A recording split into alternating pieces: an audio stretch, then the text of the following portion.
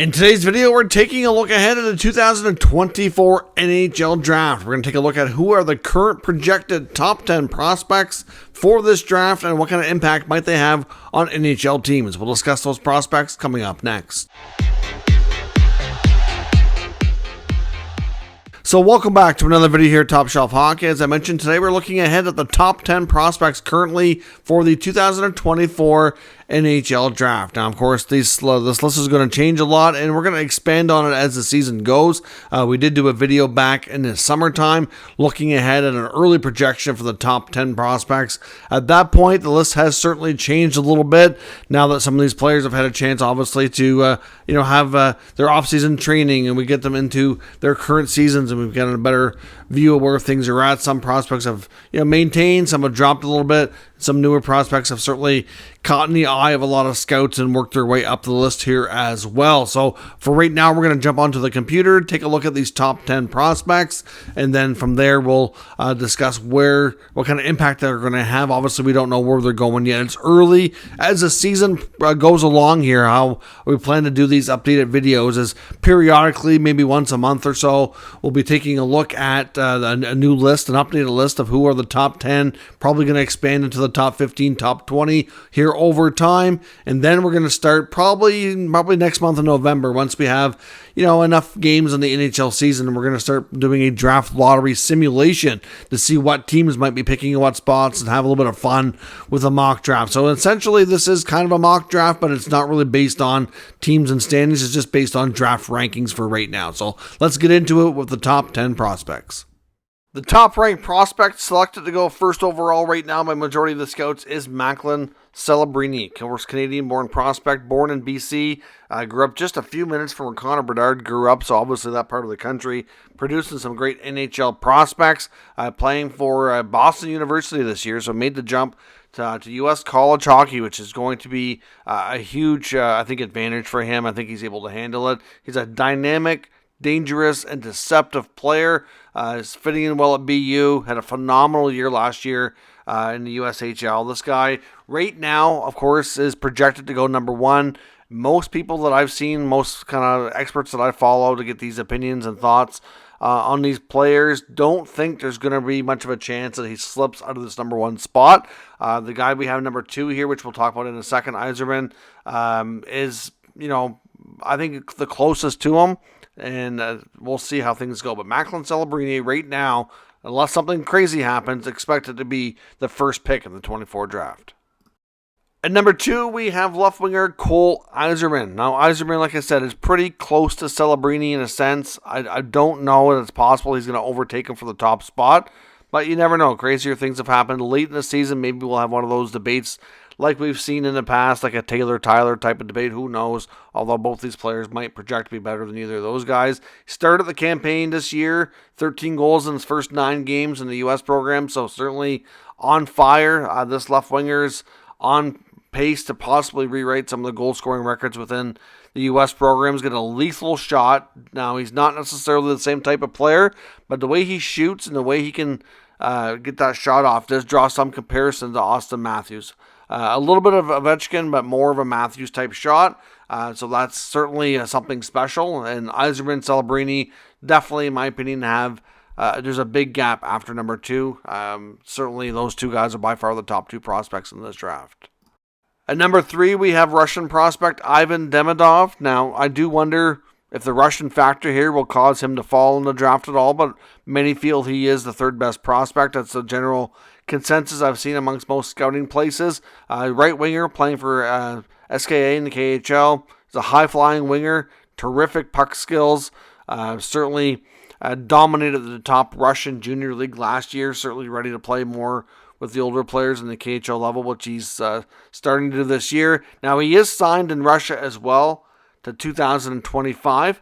Obviously, we've seen, the fact that the Flyers took Matvei Michkov in the 23 draft. They're going to have to wait. Demidov is going to make a team wait as well for a couple of years here. So we'll see. Now, if he ends up doing an extension, it could be much longer, but that'll be up to a team to take the risk with if they feel the player is worth it. Next up at number 4, we have Berkeley Catton, centerman from WHL Spokane Chiefs, a hard-working center. Obviously, Canadian-born player, captain Team Canada U18s before. A really hardworking center with a high hockey IQ, extremely smart player. Might be considered the smartest, highest hockey IQ in this draft class. It's quite possible. Has a really good mix of speed and skill. Obviously, the fact that you can throw all that together with him being a centerman with decent size certainly makes him to be an extremely attractive NHL prospect here from the Western Hockey League. Next up at number 5, we have Artem Lovchinov. Now, of course, Russian-born player, but playing in the U.S. for Michigan State University in the NCAA. He is what we would say right now projects to be the top defenseman in this draft. Of course, right now we've had mostly a couple centers and wingers going higher above him, but Lovchinov at number 5 could have an opportunity to push up higher in the draft. Again, a big mobile defenseman with great puck skills that projects to be a really solid offensive defenseman, somebody who could run a power play. There's lots to like about his game. Obviously, where he's already in U.S. college hockey, it's hard to say how long he'll play there. So again, I know in some cases with Russian players, you have to wonder if they're going to head to the KHL or somehow already have a longer-term deal like Demidov, but he may stay in college longer. I don't know if he has any ambitions to go back to Russia first before joining the NHL. All that will have to be sorted out, but lots to like about this prospect as the top D-man. Next up on number 6, we have another defenseman, this one from the OHL, Sam Dickinson with the London Knights. Of course, London has a terrific hockey program there run by the Hunter brothers. Probably one of the teams that put up the most NHL players amongst Canadian junior hockey.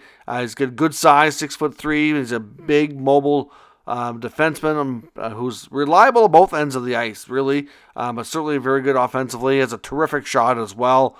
Like I said, learning from a great group there, great program in London. I'd be curious to see how he progresses this year, but certainly another defenseman. I think you're going to likely have, like we've seen here, the top 4 players are all forwards, and then you're going to likely see a run on defensemen.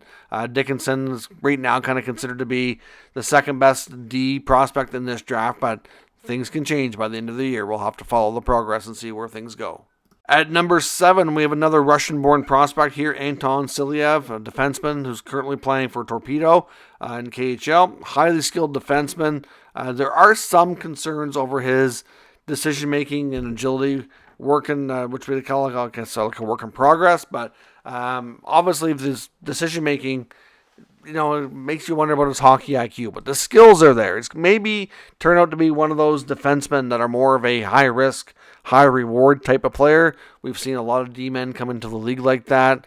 As an example, Erik Karlsson, especially early in his career, was still to some degree is like that, but it was very much a high-risk, high-reward. Not comparing him to this player, but same sort of prospect in a sense that you're going to take the good with the bad and watch the growing pains as he matures.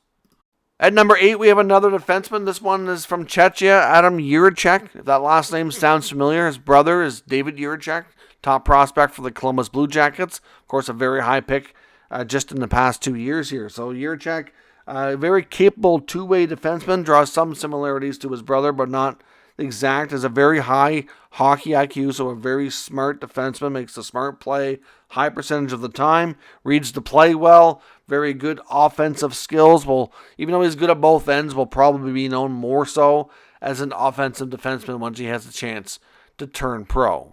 At number 9, we now have another forward, this one from Sweden, Michael Brandtzig-Nygaard, who's a right winger, physical two-way forward, has a really good shot. That's probably one of his strongest attributes of how well he can shoot the puck. Can play multiple spots on the power play as well. Not that he's going to necessarily rely on the power play to be productive, but certainly one of his areas of specialties. Another guy who projects to likely be a top 6 forward down the road, at least at this point. That's how things are projecting. At number 10, we have another forward, Ryder Ritchie, another Canadian-born player. Of course, his father was also an NHL player as well. So second-generation NHL player. Byron Ritchie is his dad. Centerman right now for the Prince Albert Raiders in the Western Hockey League. Great skater, great playmaking ability, great stick handling skills, protects the puck well, good vision overall. Just a real smart, offensively capable centerman right now with good acumen from his genetics, I guess, from having a good hockey family in a sense. But Ryder Ritchie projects right now to be a top 10 prospect. My last video, he was ranked a little bit lower and didn't make the top 10, but it's had a good start to his season, and by many scouts has kind of jumped up the rankings here a bit. So those are my top 10 selections here for today. Certainly let me know your thoughts down in the comments. We can discuss further if there's other prospects you feel should be on this list. There's certainly some that are not here that were last time, and there's some that are likely going to be in the future that are not there again. Like I said, we're keeping the list for 10 just for right now. Probably by the time we get into the next few weeks, into next month, and there's some more data on some of these players, I'm going to expand this list to probably be top 15 or top 20, and then we'll kind of make it more progressive and more in-depth here as the season goes along. So certainly, if you're new to the channel, make sure you subscribe and follow along, not just prospect and draft videos, but all kinds of NHL news and trade rumors and other types of content posted here to the channel on a daily basis as well to keep you up to date with all things related to the National Hockey League. Thanks for watching, and I'll catch you next time.